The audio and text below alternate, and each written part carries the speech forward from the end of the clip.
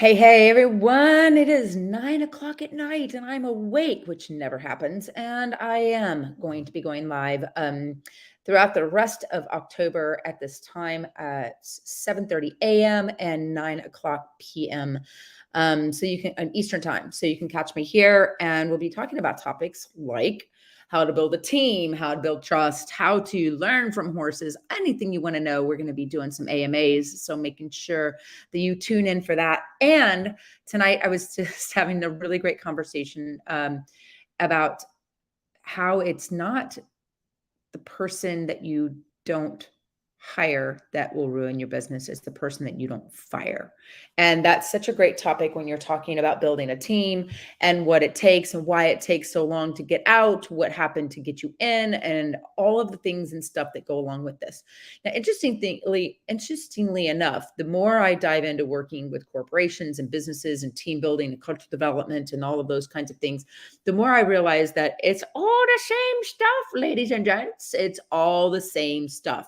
Who here has stayed in a relationship just a little too long, oh gosh, or they stay in it for the kids or whatever. It's the same in business. It's the same reason, because there's a fear of something, a blowback, a problem, a whatever, that makes you go, I wonder if hiring them was the good idea in the first place.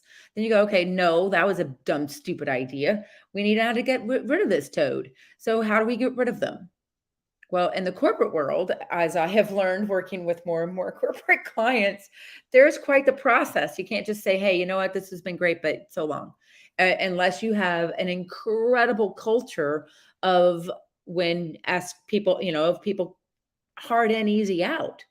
Like one of the things that Tony Shea did, God rest his soul, great man when it came to over delivering from the customer service perspective, and also building culture and building a value system within culture that really maintained that, all that trickle down, that value chain all the way down to the customer. And one of the things that he did, and I don't know the exact dollar amounts or anything, so don't quote me here, but one of the things that he did was he said you're hired for a short period of time, sort of a trial period sort of thing. And at the end of it, he would say, I will give you 2 months salary to quit. And it may have been 1 month or whatever, but we're going to give you a significant amount of money to leave, kind of the opposite of a signing bonus.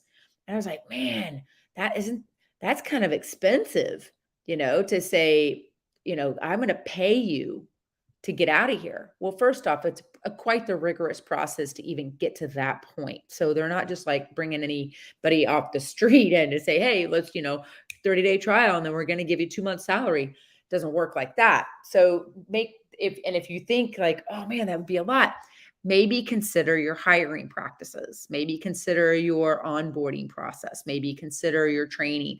This goes to the personal relationships too, guys. Keep that in mind.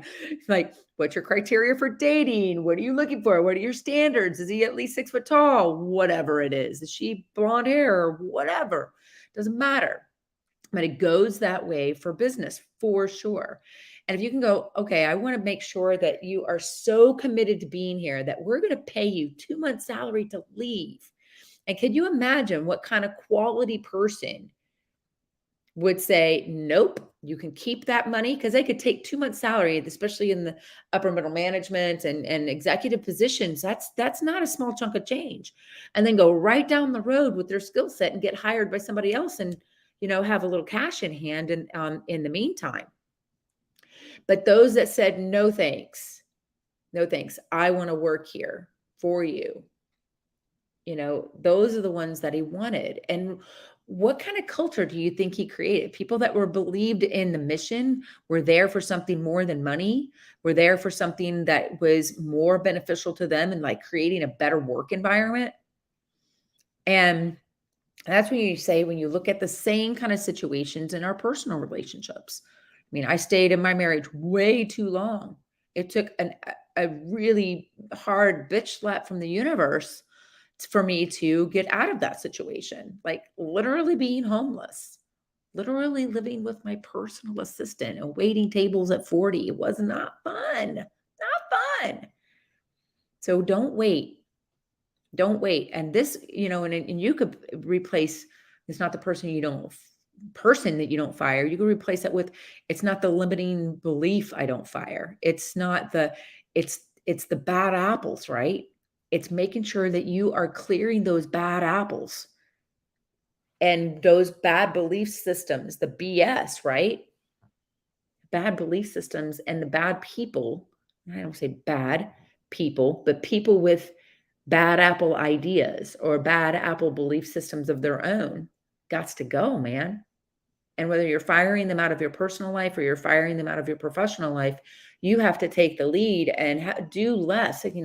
Let the first bad feeling be enough if you are in alignment and in your intuition. So if this is making sense, I'm going to keep it short because it's past my bedtime. I turn into a pumpkin at this time of night because I'm up at 3:30 doing my Dr. Joe meditations. But stay tuned. I have some really great announcements. I'm going to actually post it here.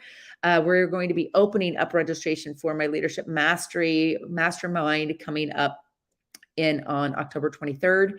And we'll hope to see you there. I'll put this in the comments and reach out if you want to know more about how a horse and what we do here at Xenogen can help you be a better lover, leader, and just all around human.